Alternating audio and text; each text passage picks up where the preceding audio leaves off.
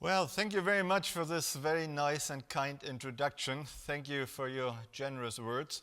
It has indeed been a great pleasure to be here at the Institute for Advanced Study in Princeton, New Jersey. I know I'm one of the members here who is supported by the Friends of the Institute, and I'm very grateful for that support. And of course, if any of the friends would like to issue another invitation for some time in the future, I don't think I would refuse that invitation because I'm really having a very productive and fruitful time here. Before I talk about Trump, Merkel, and China today, I would like to say a few words by means of propaganda and to advertise something. I hope this is okay with you. As you know, I'm a professor at the University of North Carolina in Chapel Hill, and here I run a lecture series and an ambassadors forum, and I would just like to point that out to you. I run a lecture series called the US in World Affairs and an ambassadors forum, and there also are occasional essays and articles and other publications.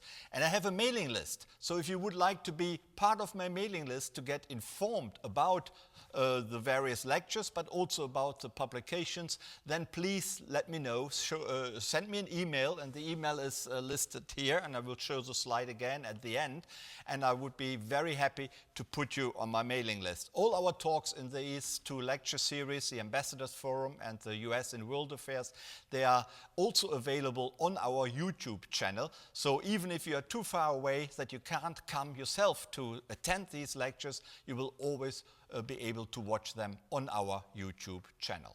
Well, thank you very much for indulging me with that. Now, I definitely would like to come to the topic today, and I would like to introduce you to this gentleman. This is A.G.P. Taylor. He is a very well-known British historian, and he has written lots of books, and he was not only married 3 times, he also said, and he advised any speaker to make not more than 3 major points in a presentation. Because if you make more than 3 main points, then you will have that effect. And of course, I don't want you to go to sleep at all. Hopefully, I will try to keep you interested and entertained a little bit. What I would like to talk about today are 3 main points. I would like to talk about Trump's foreign policy. Do we know yet? Then secondly, I would like to look at Angela Merkel's foreign policy philosophy, and I wonder, is there a German way in international affairs today?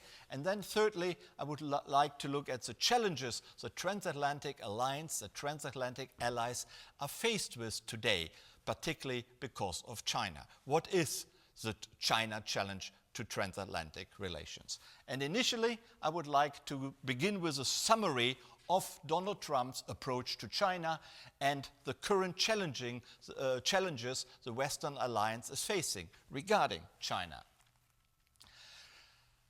During the election campaign, Donald Trump made various negative comments about China. He slacked off the Chinese. He said they are indulging in unfair trade practices. The United States has a huge trade imbalance with China, and he accused China of not playing it fair. And he also made other derogatory comments about China. This, of course, went not down too well in China, but surprisingly, the Chinese leadership didn't really react very harshly. They were kind of patient. And one reason why was because they believed during an election campaign, candidates in the United States tend to say an awful lot, and they don't really necessarily mean it once they have been voted into office. Also, the Chinese leadership viewed Democratic candidate for President Hillary Clinton very skeptically. They believed Hillary Clinton was a foreign policy hawk who would perhaps continue, only in a harsher way, the foreign policy of Barack Obama. Therefore, they believed that a Trump presidency might actually be good for China. They thought Trump was a businessman who would be interested in cutting a deal with China, and some sort of compromises could be achieved. So the Chinese didn't really take Donald Trump's statements, anti-China statements during the election campaign all that seriously.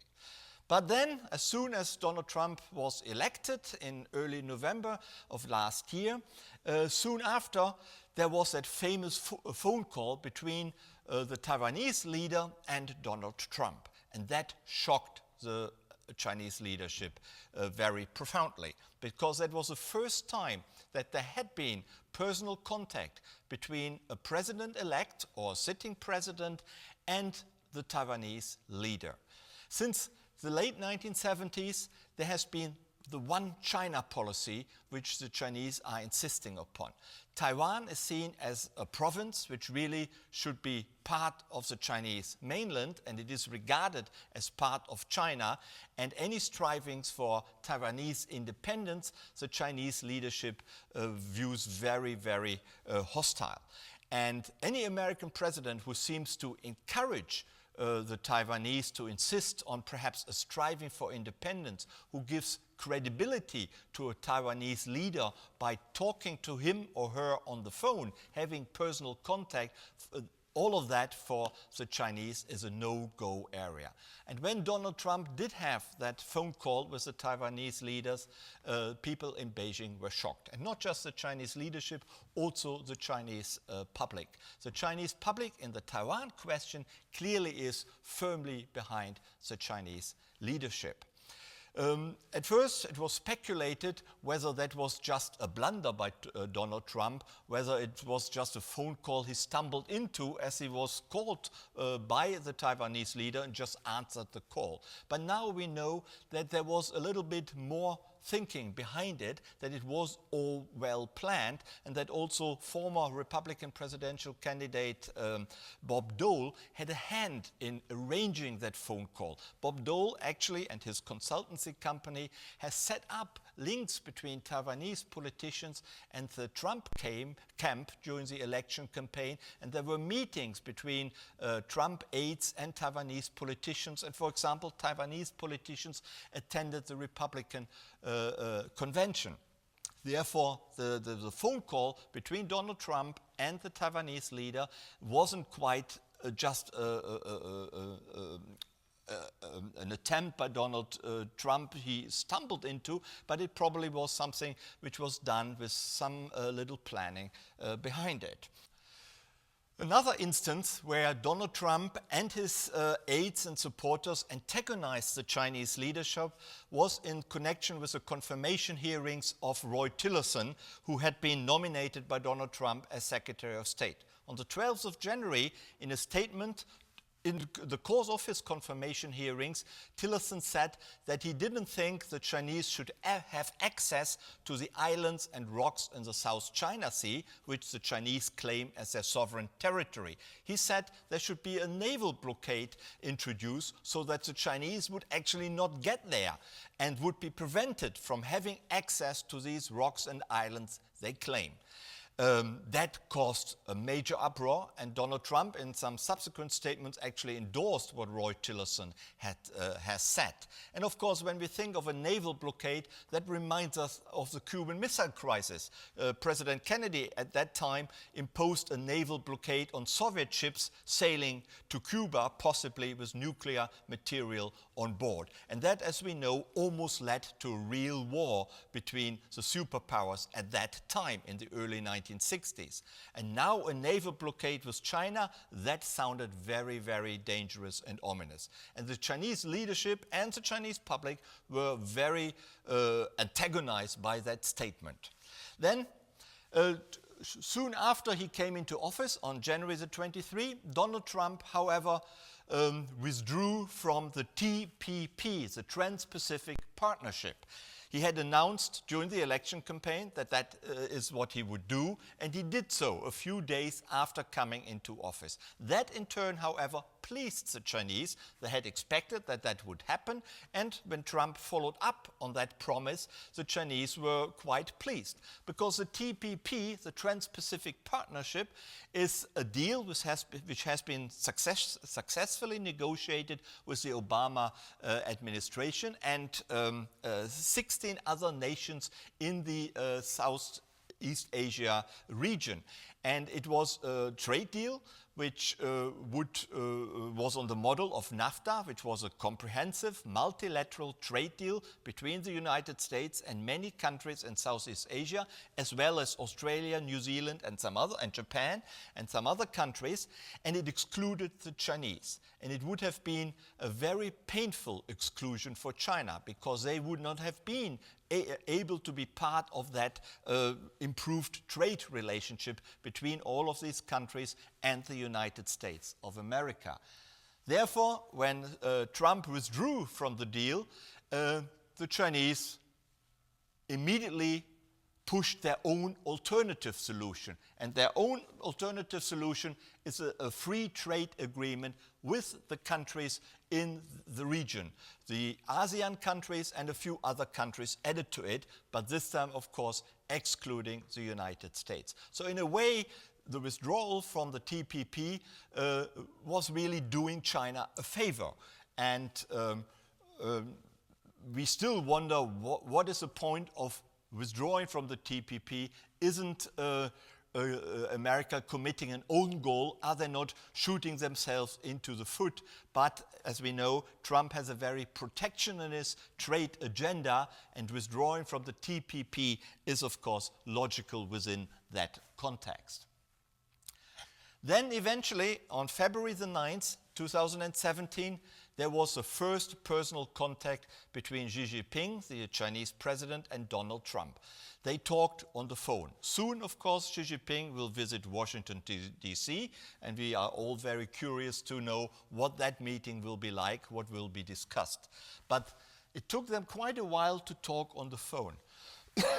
And it was made clear to the United States that Xi Jinping would only talk to Donald Trump on the phone if the Americans made a prior commitment that they would uphold the one China policy. So the United States would not push for Taiwanese independence. And only when the United States, when Trump's aides and advisors in the administration reassured the Chinese prior to the phone call that that would actually be the case, Xi Jinping was prepared to talk to Donald Trump. And during the phone conversation, as far as we know, Trump indeed reassured Xi Jinping that the one China policy, which the US had been observed since the 1970s, would continue to be observed by his administration. And that, of course, was great relief to the Chinese, and a bone of serious contention was removed with that statement by Trump in his phone call with Xi Jinping.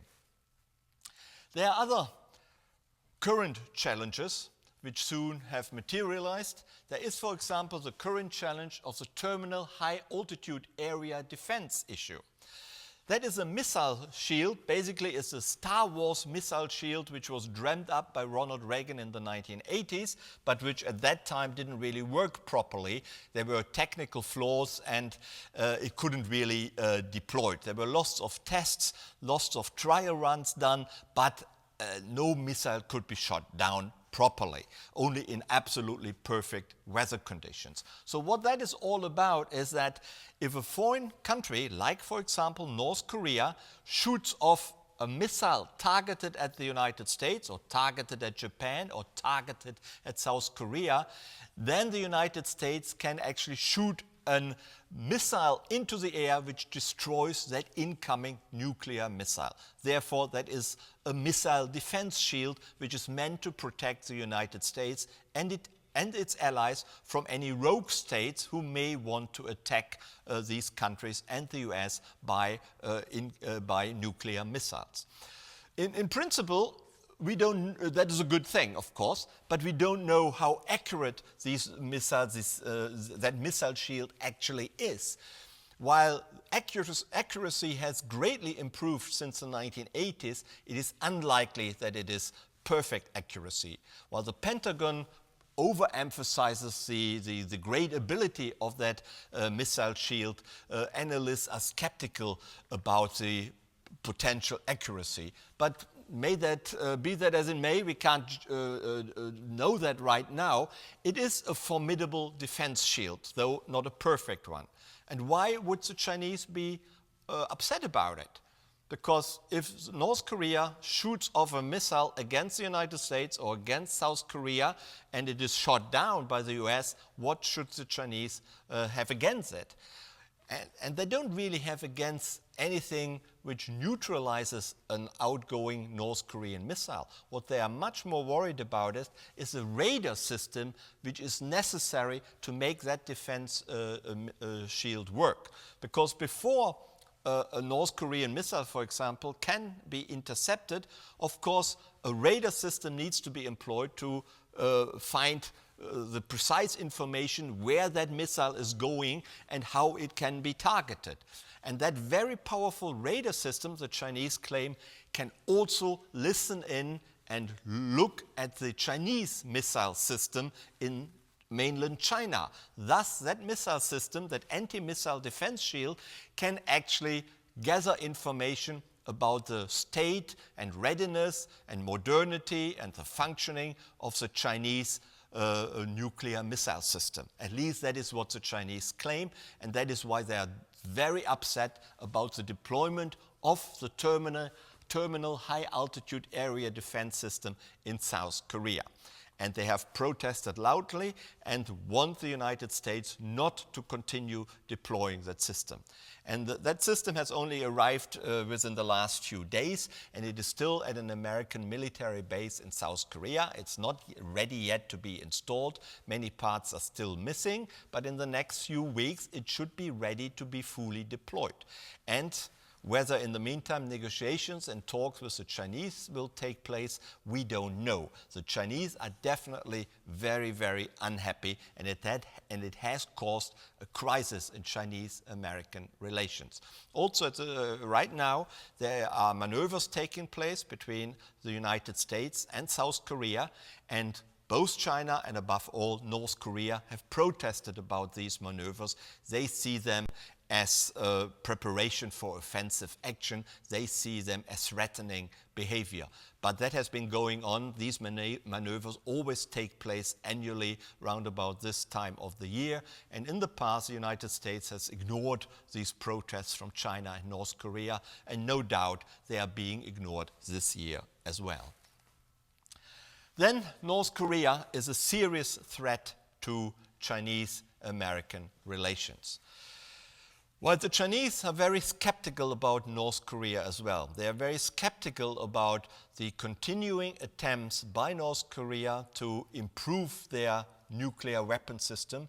There are continuing attempts to create and deploy an intercontinental strategic missile which could be used with nuclear warheads and could then be targeted at the west coast of the United States. At the moment, North Korea cannot reach the United States with its missiles. It can reach South Korea and may even be able to reach Japan, but it cannot reach the west coast of the United States. And the Trump administration, during the campaign and after, has made clear that it is unacceptable that the United States can be reached with North Korean missiles, and that will not happen, as Donald Trump himself has said. And the continuing attempts by North Korea to get there anyway are of course seen as threatening behavior by the United States. But why would the United States be upset with China about what North Korea is doing in this respect? Well, the United States, and that has also a long tradition, a long history, the United States under Trump, but also under Obama and his predecessors, always have believed that the Chinese have great sway, great leeway over North Korea.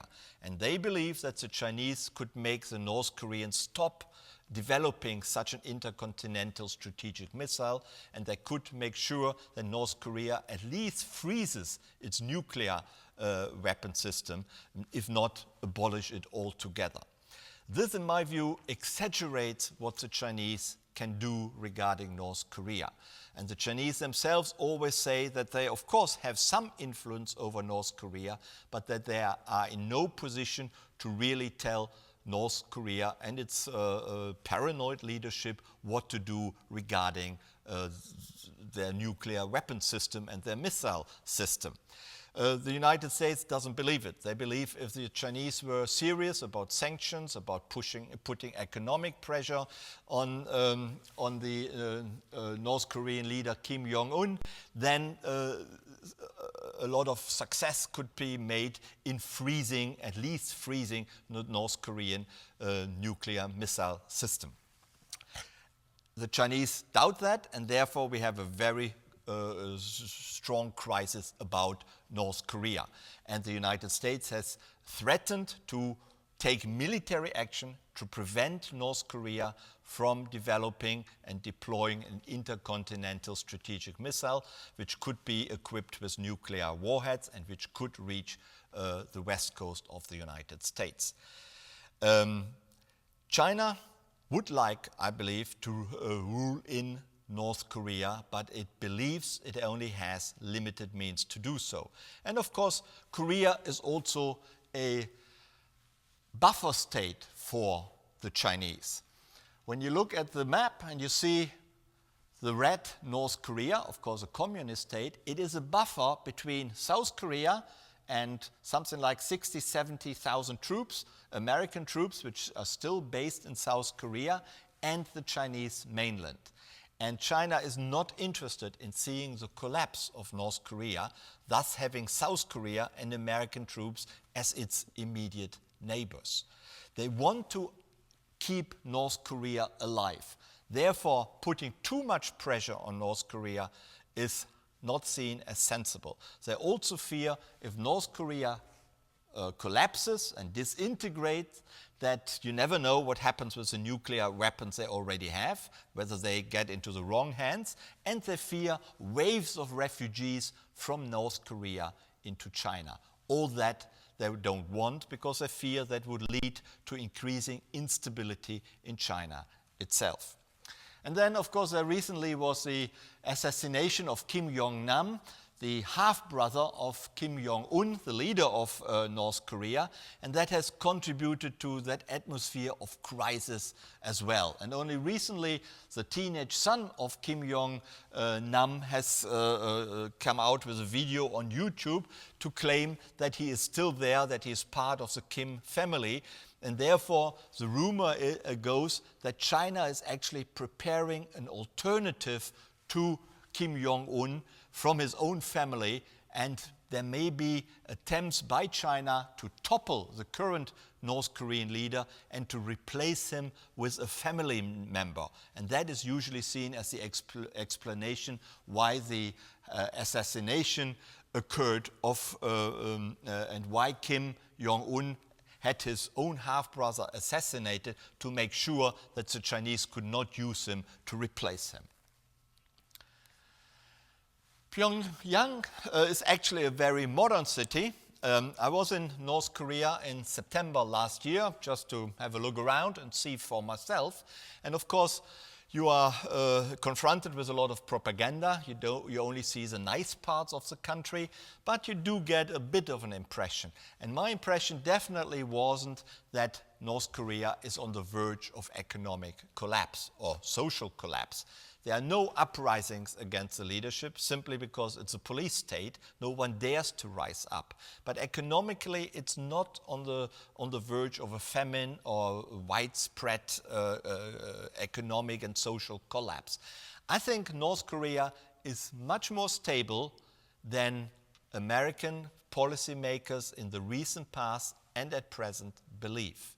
And therefore, we will have to continue reckon with North Korea. It's not going to collapse anytime soon. We may regret that, but I think we have to face the facts of life. And I think North Korea is there to stay. And when you look at Pyongyang, it is actually quite a modern city, though some of these buildings are actually empty and they don't work, so it may look a little better than it actually is. And this is the demilitarized zone. The first picture is seen from north to south, and the second picture down here you can see from South Korea to the northern part of the demilitarized zone. And they look similar, of course, but the atmosphere is quite different. And here again, that is the demilitarized zone, and here a little map again. There are also many other problems between China and the United States, apart from the problems I've already mentioned so far, North Korea and the missile defense shield and some others. There is, for example, above all, the dispute about the South China Sea. I will say more about that later, but the South China Sea dispute is a serious matter. And here, a military clash, a military conflict between Chinese naval forces and American naval forces who insist on having access to the area and regularly perform freedom of navigation exercises in the South China Sea is a real possibility. A military conflict cannot, or at least military clashes, cannot be ruled out. Then there is also a large trade deficit with China. The United States has a huge trade deficit with China, and the Trump administration is very unhappy about that and accuses China of unfair trade practices, which would explain that trade deficit. They believe that the playing field is not fair and that China manipulates the playing field and basically exploits the United States. They accuse China of having stolen jobs from the United States to China and have done many other things which discriminate against the United States in economic affairs. They also accuse the Chinese of currency manipulation. While it is correct, I think, that reciprocity of market access does not exist. Many Western governments, including the United States, have complained about that for a significant period of time now, and I think there is something which needs to be done about that, but of course by means of negotiation, by means of talks. Regarding currency manipulation, I don't think that is a fair accusation. That was 5 or even 10 years ago, that was certainly the case. Here, at that time, the Chinese were actively trying to keep their currency as low as possible to have a trade advantage. In the meantime, that is not the case, and the Chinese currency, the yuan, is actually increasing. So that accusation, I think, is mistaken. But, as I say here, there is clearly a lack of reciprocity in market access, investments, and other areas in Western trade relations with China. And that does not just refer to the United States, that also refers to European countries. We also can observe an increasing Chinese assertiveness, control, and much stricter enforcement of rules and the creation of new ones. And that has something to do with an increasing Chinese confidence, self-confidence about its role in the world. Let me say something about the traditional Western approach towards China. Since the Nixon administration's opening to China in the early 1970s, we can see that the United States has encouraged China to become part of the Western world and of the Western economic system. And there has been no attempt to contain China or to keep China small or to not let China rise up. It was actually the Nixon administration, as well as the Carter administration and the administrations which came afterwards, that encouraged China to take its rightful place in international affairs. The hope was that China would integrate into the global order, particularly into the economic global order, and would become a stable pillar of the Bretton Woods global order as established in 1944 and in the years afterwards. They hoped that the IMF, the International Monetary Fund, the World Bank, GATT, the WTO, and all these institutions which make up the international economic order, that they would have a shaping influence on China, that China would turn and develop into a respected and accepted and fully integrated member of that international economic order. In a way, you can compare it to what happened between the United States and Europe after World War II. The Europeans were also down, and the United States, by means of the Marshall Plan and other efforts, helped Europe to get back on its feet and helped Europe to flourish again. And of course, in due course, the Europeans did flourish. They became thereby also economic rivals and competitors to the United States. But that is systemic. That's part of the game. If you help a defeated continent up and you want that continent to flourish, after a decade or two, that continent becomes a competitor. And of course, the United States didn't like it. They complained about it. They have complained about it ever since the 1970s. And there's still a lot of friction and rivalry between European companies and countries and American companies. And that is totally understandable. But that is also healthy. That is how the market democratic system functions, by competition and rivalry, but peaceful competition and rivalry. So with China, when the United States helped China up from the 1970s onwards, and then China embarked on a genuine opening of its economy from really 1978 onwards. After a while, particularly then in the 1990s and in the 2000s, China became a formidable and has become a formidable competitor and rival. So in a way, that is not surprising. But that is what the United States now complains about and what they feel threatened by, and they feel scared of what China will do in the future. Will they take over? Will they become the economic leader of the global system? It is perfectly understandable that there is a feeling of a threat, a feeling of uncertainty, and that the United States and American companies don't like the competition and the rivalry. But on the other hand, they helped China to get there. So in a way, it's perfectly natural. And all governments until now have more or less accepted that to varying degrees. There was no attempt to contain China or prevent the rise of China.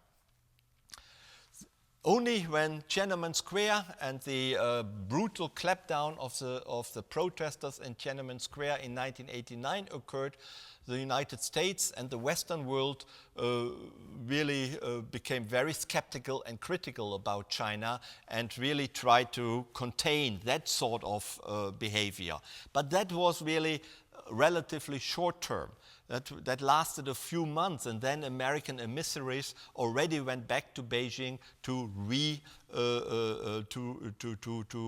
reconsider and reintegrate China into the international system and reconnect China with the United States. There are lots of disagreements, as I said already, on reciprocity in market access. There are disagreements about economic and political values, and of course also particularly about human rights. You know, the human rights performance by China is dismal, and really there's plenty of room for improvement. And the United States and European countries rightly criticize China for that. And usually they do that, however, not too assertively. What has been realized is that a Cold War-style hostility would be much worse than the difficult and prickly relationship with China that has developed. And President Obama has perhaps summarized it very well. He said, "I've been very explicit in saying that we have more to fear from a weakened, threatened China than a successful, rising China." And I would say that is quite correct, and most Western leaders since the 1970s have really signed up to the gist of that statement. Now we wonder, does the new Trump administration have a different view? Does the Trump administration want to contain China?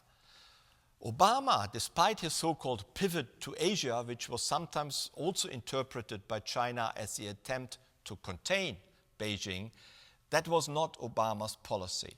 But with the Trump administration, one wonders, because of their protectionist trade agenda and also because of some other very hostile arguments and very hostile statements about the role of China in international affairs. However, the jury is still out, and we will see, particularly when Xi Jinping will meet Donald Trump in the near future, and we will see how that that relationship develops. But one also has to say, of course, that China has developed a much more nationalistic, a much more assertive and self-confident attitude. So China doesn't make it easy for the Western world either. And that increased self-confidence by Beijing can particularly be observed since the financial crisis of 2008 and also of the Beijing Olympics, which took place in the same year. The Beijing Olympics were a huge success for China, and that gave, and also an organizational nightmare, which they managed to deal with very, very well. And that, of course, gave them added self-confidence that they could cope with such a complex organization, and everything went really off brilliantly. And then also the financial crisis of 2008 undermined the ethos, the philosophy, the whole ideal of the Western world. Until then, capitalist market economies were the model in economic world affairs. That was what was right. That was what one should strive for in order to obtain prosperity. And suddenly, the United States caused that crisis itself, and then it spread to Europe, and it caused the Euro crisis, and the whole Western world was on really the verge of total economic meltdown, which luckily didn't happen because of a huge investment program and a huge program of financial stimulants, but it was close. And the Chinese themselves saw what was happening, and they also stimulated the economy by putting millions and millions of money into the international system to keep it liquid and to let it not melt down. And one reason why the financial and economic crisis was overcome was really because both the United States and China put an awful lot of liquidity, an awful lot of money, if you want, into the international system. And ever since, the Chinese have become quite disillusioned with American expertise regarding international financial and economic workings and the workings of the international system. They've become disillusioned how the Americans run the international system, and they've become disillusioned about the alleged expertise the United States has in global financial affairs. And there's a nice quote which I say here. You were my teacher, a Chinese economist told Henry Paulson in 2009 when Henry Paulson was Treasury Secretary, but we aren't sure we should be learning from you anymore. And that, I think, summarizes it very well, but in a very polite way, how disappointed the Chinese were and how disillusioned they became. And in turn, of course, it made them grow themselves, and they felt much more self-confident after that crisis. Since 2008, we have seen an emboldened, more nationalistic and more assertive China in all these points which are put on the screen. I don't really need to read them to you, but I think in all these issues, financial trade, the new Road and Belt Initiative, a strong militarization drive, the South China Sea, but also in human rights, the Chinese are much more convinced of their own correctness and of their own of the righteousness and correctness of their own course in global affairs. And that is new. Before 2008, the Chinese were much less convinced that they had the right answer. Since 2008, they actually talk about a model China, not a model America anymore, but a model China for international global affairs in economic terms, but also in foreign policy terms more generally. Thus, has China now become an actual adversary and not just a difficult partner? And in this context, we also have to ask, do the Chinese see themselves as being encircled by the White House? For example, in the South China Sea, is the White House attempt and America's long-standing attempt to be on good terms and to have allies in the region? You know, Vietnam, Thailand, the Philippines, many other countries are partners and allies, certainly friends of the United States. Do the Chinese see that as hostile? Do they feel genuinely encircled? And I think we have to understand both sides. We need to understand what is the American perception generally held regarding China's policies, and what is the genuine Chinese perception of what the West is doing. And only if we understand both perceptions of their genuine concerns and feelings of threat, then I think only then we can approach the issue and have a chance of resolving it. And of course the solution would be to do that by negotiations and talks, be it bilaterally or in multilateral fora. Then we would have, when just talking about or shouting at each other at conferences or making wild statements without actually talking to each other. And in this potential clash of the giants, as I would like to call it, where does that leave the Germans and the Europeans, and where does that leave the countries of the Southeast Asian region? Let me give you some figures here, just to put it into perspective. China's global GDP is almost 18%, and almost 10% of all foreign investment comes from China. China has the world's largest national economy now, is one of its most active traders, and of course is among the world's largest consumers. And global annual growth has now recently been downgraded for 2017 to 6.5 percentage points. Some analysts say that is way too high. It's more between 4 and 5%. And it's difficult to judge that. It depends how you look at the figures, whether you believe there is some manipulation of the figures happening. Other analysts say, no, the statistics coming out of China are fairly accurate. It's difficult to judge. But if it's 6.5% now, or even if it's 4.5% now, it still is twice or 3 times as high as the growth in the United States or in Europe. In the United States and in Europe, including Germany, annual growth last year was just under 2%.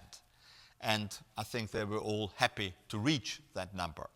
Of course, growth in China starts still off from a much lower basis than in Europe and the United States, but the Chinese growth is still at least twice as fast as the European and American one.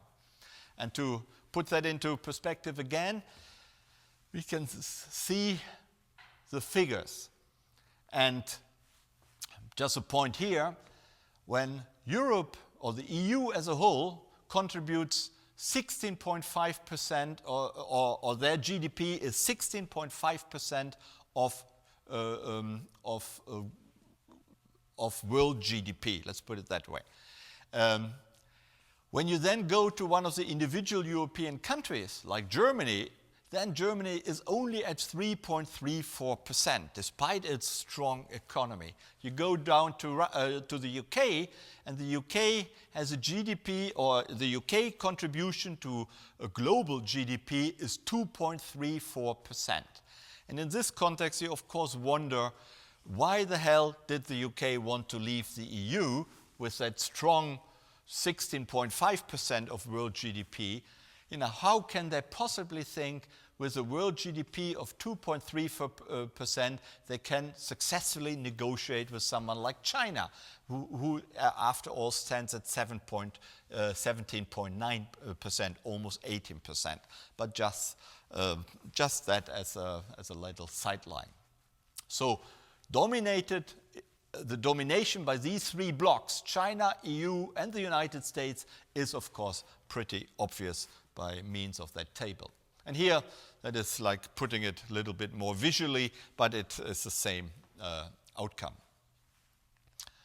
And here we see, and I don't want to explain that in detail, but here we see that Chinese exports always, since the 1970s really, have always been larger and stronger than its imports. And that trend is still continuing, and that is what the Chinese rely on. It's their exports. They are strengthening their domestic economy, they are strengthening their domestic consumption base, but still it is exports what they still rely on. And here, that is what Donald Trump is particularly worried about. That is the US trade deficits in goods with a large number of countries.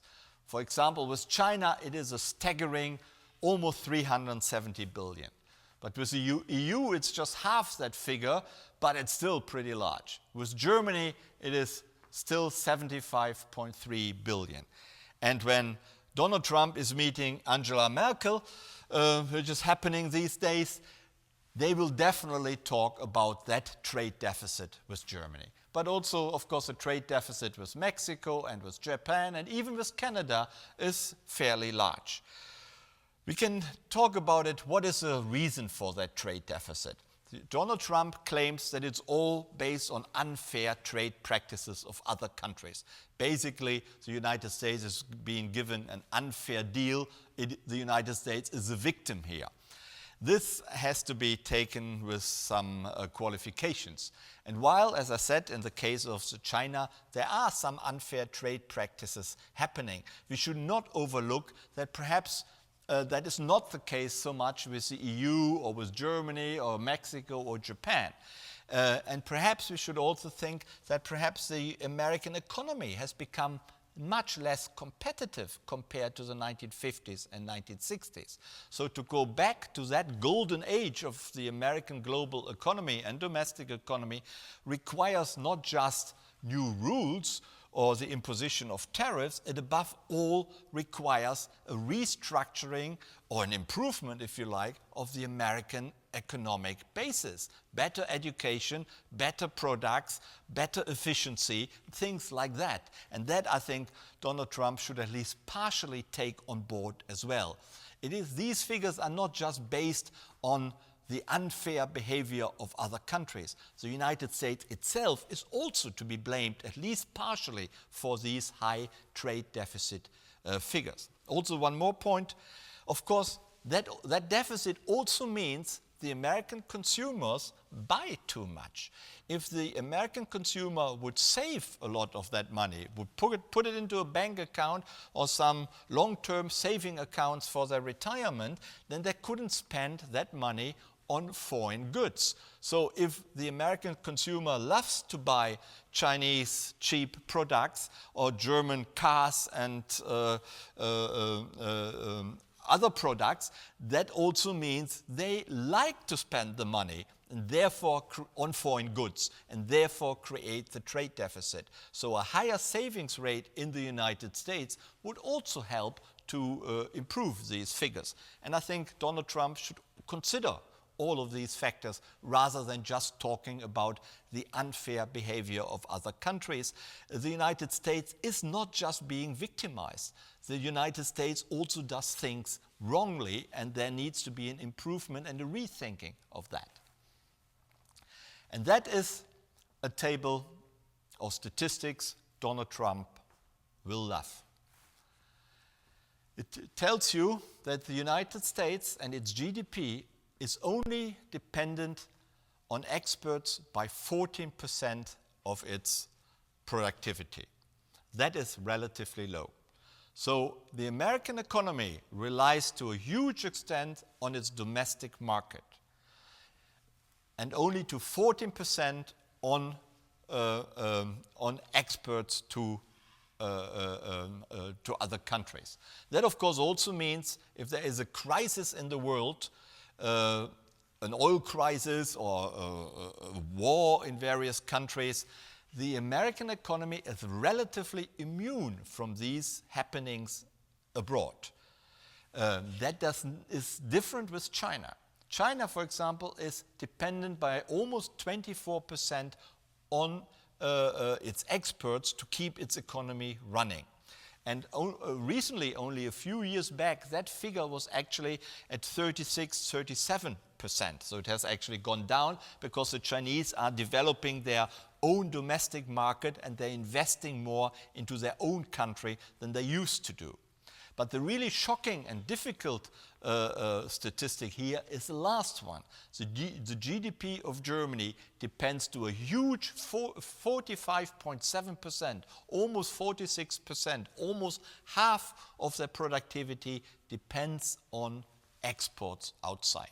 That means Germany is in a precarious situation. If there is a huge crisis abroad, like an oil crisis, a war situation, or difficulties with China of a political nature, they will be hit very, very severely. Their economy will suffer tremendously. One has to say that half of these 46% is actually trade to other European countries, mostly other European Union and Eurozone countries. So not all of that figure is exports to countries like India or China or the United States. But still, there can also be, there's also a certain precarious situation in Europe, and countries such as Italy and Spain and Greece, they are limited in their capacity and what they can buy regarding German goods. So to be dependent on exports by 46% in the German case gives or makes the German economy very vulnerable, and it's a precarious position. And the German economy is therefore much more vulnerable regarding external events they can't control than China and certainly than the United States. The United States here is actually in a pretty good position. Let me come to Donald Trump. What is Donald Trump's foreign policy in general, and what is his policy towards China? The New York Times recently said, at the moment, there's a toxic mix of ideology, inexperience, and rivalries. And I think that's a fair description of what is going on.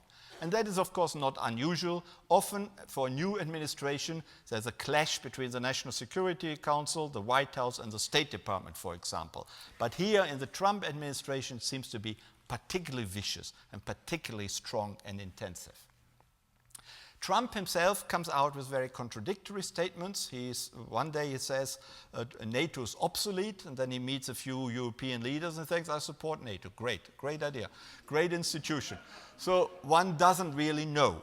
And I think in many ways he hasn't made up his mind. And I believe that he probably even means what he says. And so I don't think he's just making it up or pretending to say something he doesn't mean. I think he generally is probably, let's put it that way, quite innocent in foreign policy. Some would say there's a lack of information there and a lack of experience anyway, and perhaps also a lack of interest and a lack of curiosity. But we don't really know. His utterances are often very contradictory, and so we still have to wait, I would say. Then Vice President Pence is a traditional US foreign policy person, of course in a conservative way. He's very much a conservative man, but he is for multilateralism, for good trade relations, for NATO, for good relations with the European allies, in a traditional conservative American way. So he is more or less a pillar of continuity, to put it that way. And then we have the State Department, the Pentagon. Again, they also seem to be quite reasonable, quite thinking along common sense foreign policy positions which the United States has had for a long time. But both institutions seem to have been marginalized. An example for that, Roy Tillerson tried to appoint Elliot Abrams as his Deputy Secretary of State, and that was vetoed by the White House. So he can't even appoint his own deputy without the White House saying either yes or no. That's not a good sign. Then Bob Harvard, he was, of course, talked about as National Security Advisor, succeeding General Flynn, and he turned it down because he felt he could not bring his own people. He would really not be in charge, and so he turned it down. And Trump's White House advisors, the ones who are on the screen, are the ones who seem to run the show, particularly the first and the second gentleman. What they exactly think, we only know precisely about Bannon, who comes from the very right-wing conservative media outlet Breitbart, and we know his strongly ideological right-wing views. The thoughts of Kushner are much less well known, so he is still a dark horse, I would say. Then there's a new National Security Advisor, H.R. McMaster, and one of my colleagues at Chapel Hill trained him a number of years ago. He did his education with him, and he wrote me in an email, he is sound, thoughtful, energetic, and wise person who inspires confidence and respect. Let's hope for the best.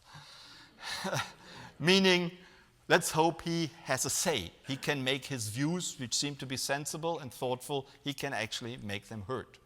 And then Bannon has initiated a so-called Strategic Initiatives Group, which is supposed to be a little alternative, a little competitor for the huge or much larger 300, 400 strong National Security Council. What that exactly means and how much that group is involved in foreign policy making, we still don't know. We only know that one of these guys is Stephen Gorka, who is a member of that group, and Stephen Gorka has really a thing about terrorism and Islamists, and he sees them at every corner. And I think the recent attempts at immigration executive orders have a lot to do with both Bannon and Gorka and their fear that immigrants are overwhelming the country and bringing terrorists to the United States in huge numbers. And that is, of course, fanciful, but that seems to have influenced Trump, and that is a genuine belief these guys have. Well, I thought I'll remind you, just in case you've forgotten in the meantime, what the problems are regarding China. We don't have to stay there, but what I would like to emphasize is that the United States and China have, since 2009, have a high-level strategic dialogue. And that is not quite at presidential level, but at foreign ministers and below level. It meets annually each year in May, and there are other dialogues connected with it at more expert level, which happen to meet almost weekly or monthly, depending on the issue under discussion. And it is important that these strategic dialogues continue under any administration, so that the experts can continue working, never mind what the ideological direction of the White House at any particular time is. I haven't heard so far whether that strategic dialogue will take place in May, as it is supposed to do, but it can only be hoped that that will continue, even if the talks are conflictual and perhaps that people disagree more than they did a year or two ago. It is still important that they take place and that there is personal contact, and that there are talks and negotiations. Well, that brings us to Angela Merkel. Does Germany have a different foreign policy? And I think when we look at that, we can conclude she does. And that is not just Merkel's foreign policy, I would say that is German foreign policy, which really includes all major parties in Germany. So if there is a change of government in September of this year, when there are general elections in Germany, that perhaps the chancellor candidate from the SPD, the Social Democratic Party, comes to power, depending on the coalition forming in September or October, then that will still be the case. That will not change. These are one of the essential values of German foreign policy making.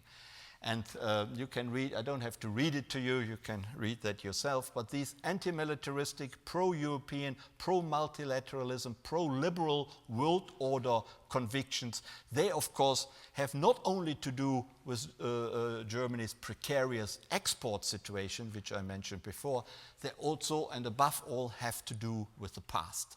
With the Nazi period and the Holocaust, they have to do with the re-education of the Allied forces of Germany away from militarism after the Second World War. And of course it was the United States which was the leading voice in that re-education effort. Now the United States would probably say our effort was too successful. They have become too anti-militaristic. We want them to contribute more to NATO. They should be a bit more militaristic. But that goes back, that anti-militarism, which is still there, though it is lessening a little bit, but still, it is still there to a large extent, much larger than in any other Western country. That goes back to the end of the Second World War. And of course, European integration brought the Germans back into global affairs as a respected member of the international community. Therefore, European integration has very positive connotations. In Britain, of course, European integration always had negative connotations. In Germany, it's quite the opposite. And European integration is also connected with economic success. And that, of course, helps to convince people that European integration on the whole is a good thing. There is Euroscepticism in Germany as well, increasingly as well, but still less so than in many other countries. Then there was Ostpolitik, which was the attempt in the 1970s to reach out to Eastern Europe and to create peace treaty and better relations with the Eastern European countries, which had been conquered by Hitler decades ago. And that was successful, and that way of policy making, approaching and negotiating and then achieving something, that I think is still deeply embedded in German policymakers' beliefs, how you have to approach global affairs. And then I mentioned the export dependency, and also mentioned that Germany is, of course, a middle power. When you read the newspapers sometimes, then often Germany is referred to as a great power. This is, I think, nonsense. It is really a middle power. It also sees itself as a middle power. It doesn't see itself as being on the same level as the United States and China, probably not even Russia. And because these countries have UN security seats, they have nuclear weapons, they're also economically much larger, and of course territory-wise and population-wise. So Germany is perhaps a strong middle power, but it's not a genuine great power. What does all this mean for Germany's relations with China? I would say great caution and trying to balance relations with China, not least also for trade and economic relations. When Merkel first came to office as Chancellor in 2005, she was of course more idealistic than she would be now. And in 2007, she met with the Dalai Lama in the Chancellery in Berlin. The Chinese were not pleased, and it took the Germans years to overcome Chinese resentment. In fact, the then Foreign Minister Steinmeier had to send a secret letter to Beijing, what one hears, and telling the Chinese that of course the Germans regarded Tibet as part of China, and that there was no separate Tibet possible, and that was not the position of the German government. So they really went to, and became rather small and gave in to a large extent in order to overcome the deep crisis in German-Chinese relations. And guess what? Since 2007, the Chancellor has not met with the Dalai Lama. I wonder why. So it is really caution, balancing, also patient, and largely a focus on trade and economics. A geopolitical focus of Germany's politics towards China is only gradually developing. And it certainly is much less well developed than America's politics towards China, which at the moment, I would say, is dominated by geopolitics. In 11 years as Chancellor, Angela Merkel has made 10 official visits to China, 2 last year. That is, shows you also something. And here, these are the sequence of how the relationship got upgraded over the years. So they really tried to always add something. There was a strategic dialogue, and then it was a strategic partnership in global responsibility. And now in 2014, it's called a comprehensive strategic partnership. So they always try to push something to make it into a special relationship. And of course, these are only words, but it still means there is an intensification of relations. And the high point, of course, was what was implemented in 2011, the annual intergovernmental consultations. That only, the Chinese only have these consultations only with the Germans. That means every year half of the cabinet goes from Berlin to Beijing, or the Chinese cabinet comes to Berlin. It really is very high-level governmental consultations. And the Chinese and also the Germans are very proud of that.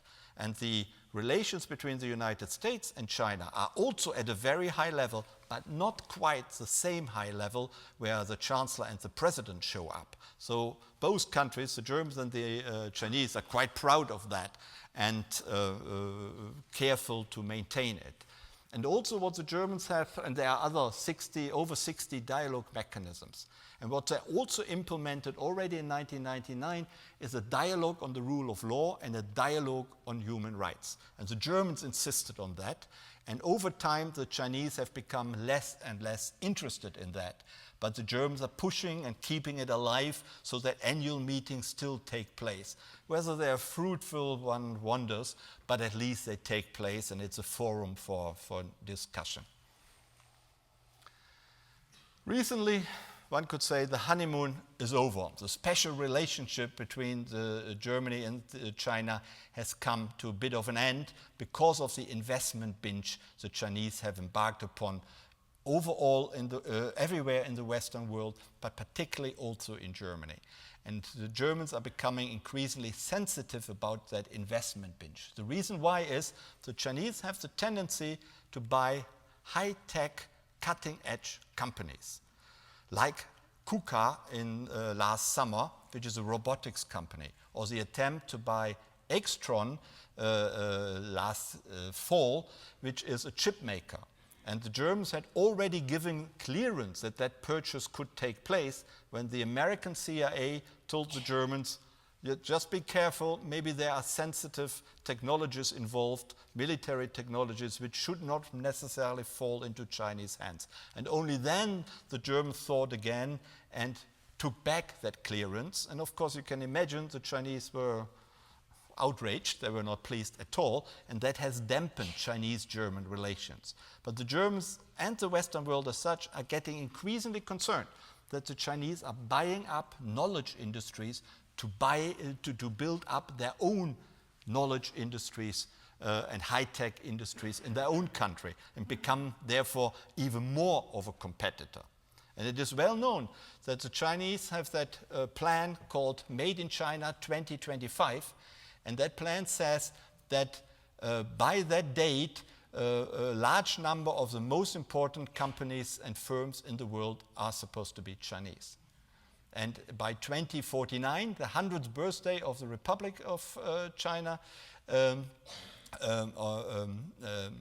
by 2049, China is supposed to be among the great powers in the world. So they really want to get there. And if they can't produce it themselves, they have to buy the stuff. And that is, fair enough, but other countries, of course, don't need to fall in with that and give them permission to buy these high-tech companies.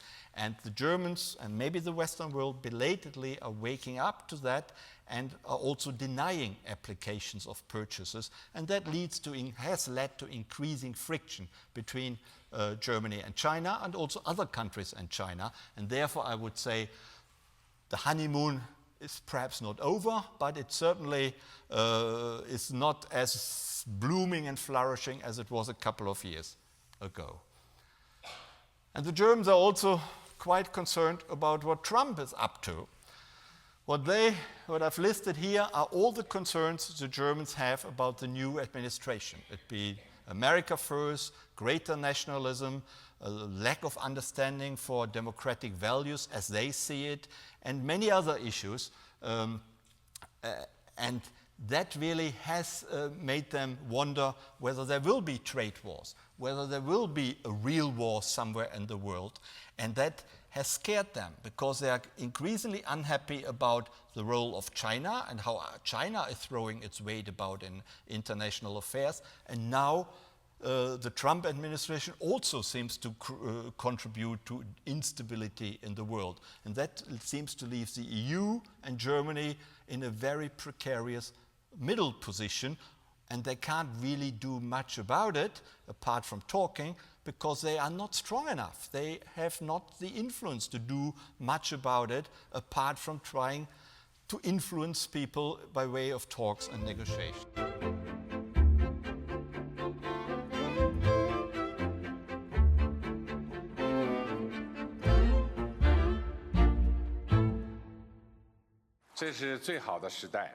It was the best of times. It was the worst of times. These are the words used by Charles Dickens to describe the world after the Industrial Revolution. Today, we also live in a world of contradictions. Some people blame economic globalization for the chaos in our world.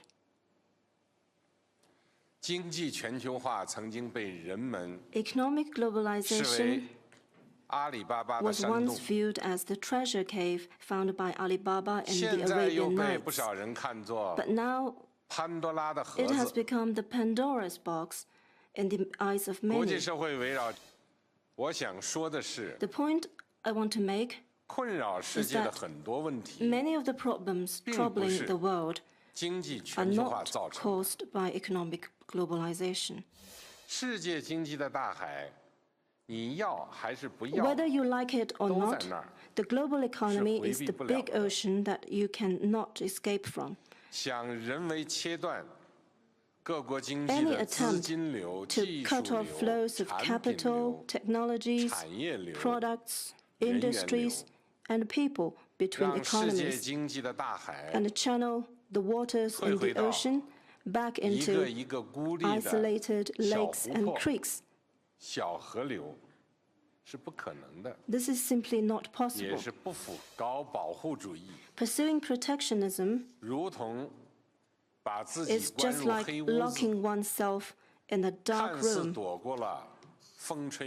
while wind and rain may be kept outside, so are light and air. No one will emerge as a winner in a trade war.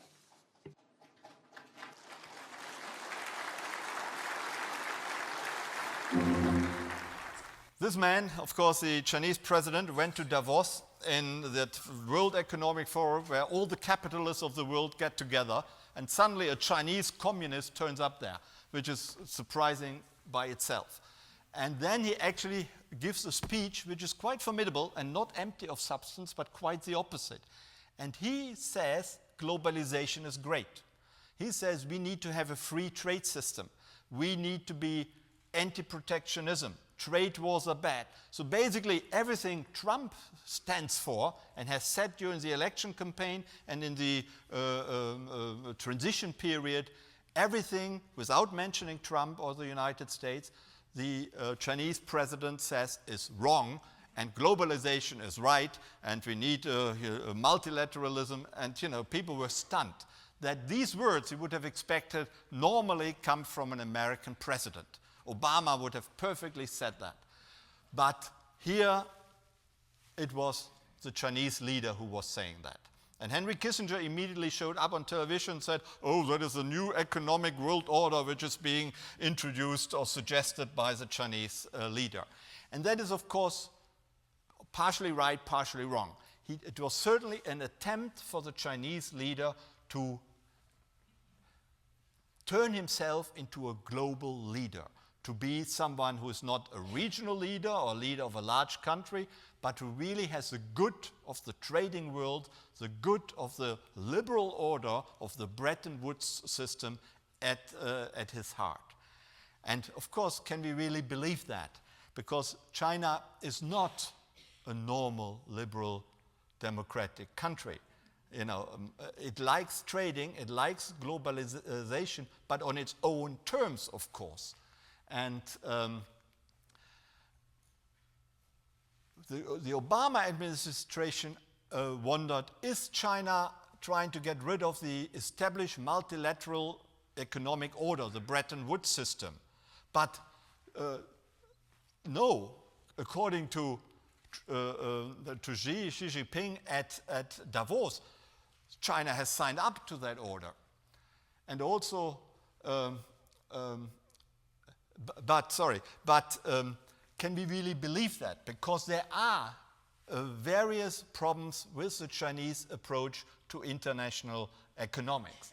I talked about the Chinese investment binge already, but there's also something like market economic status, which the Chinese want to obtain, and they believe they have a right to obtain it, and which the Western countries so far have turned down because they simply, and I simplify, they believe that China is not a real market economy. The state plays a great role in the Chinese economy. It subsidizes companies. The Chinese dump steel and aluminium on European and American markets, flood the markets, drive European and American companies into bankruptcy, and that is not the behavior of letting the free forces of the market work, but that is, you know, a state-controlled system. And therefore, you know, to have then Xi Jinping turn up in Davos and saying, I'm the leader of globalization and of the economics of the economic system, that makes it a little unbelievable. However, maybe there is the attempt of the Chinese to get there. So, and then of course that should be supported. I have to come to an end in a minute, and we can talk about the South China Sea also in the discussion. But the South China Sea is among the issues which the West and China differ, and the United States particularly, and China differ about particularly. That is the Chinese militarization effort in the region in 1999. You know, quite modest, one can say. That is in 2016. And that is actually from a lecture given by an American naval officer, Larres, and he pointed out that the United States are very concerned about the build-up of China's armaments industry and defense industry. And that is a projection for 2020. The same applies to the attempt to rebuild the rocks and islands in the South China Sea and use them for military bases.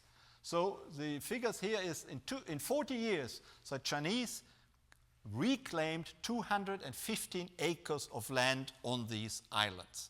So basically a very modest pace. No one was particularly interested in them. However, in the last 24 months, the last 2 years, they reclaimed an awful lot more land in order to make these islands, or some of these islands, important defense bases for China. And that worries the United States, and it worries many other countries, particularly, of course, the neighboring countries. And here as an example, that was one of these islands in 2006. You see the green, you see a little lake in the middle, you see a natural harbor on the right here, and that is what they turned that island into. A very fortified, militarized island where all nature has gone and military installations have come. And that is from a BBC photograph, not from a Pentagon photograph. And that clearly worries the United States. Why? Do they want, and that is often heard in the media, do the Chinese want to control the shipping lanes? Unlikely, because why would they close down the shipping lanes? They are dependent on trade themselves. The same applies to data streams. The Chinese need that, so there's no intention to cut that down. What it is all about is military access. And that is what the United States is also worried about. If these islands get built up into fortified bases for China, it will be in a war situation, it will be much more difficult for the United States to have access to its Southeast Asian allies, like Vietnam, like Thailand, like Taiwan, like Japan and South Korea, and some of the smaller countries in that area. And that is, I think, what the conflict essentially is about. It's not about keeping shipping lanes open. No one wants to close them. China doesn't want to close shipping lanes. It would only hurt itself.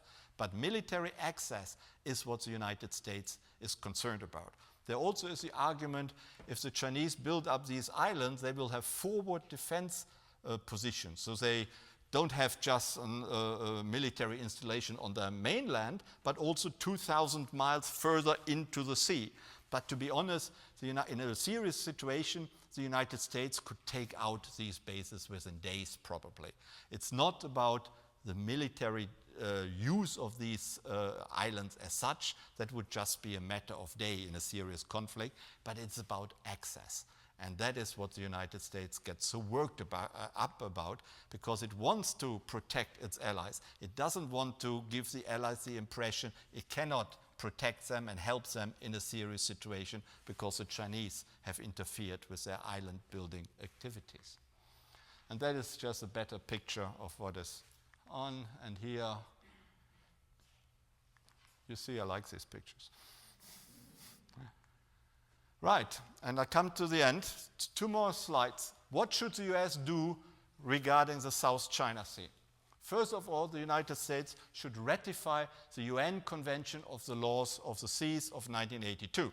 While the United States adheres to it, they haven't actually ratified it. And that weakens, of course, any American talk about keeping international rules and the international law working if you don't ratify it yourself. So that is really what the United States should do just to save face.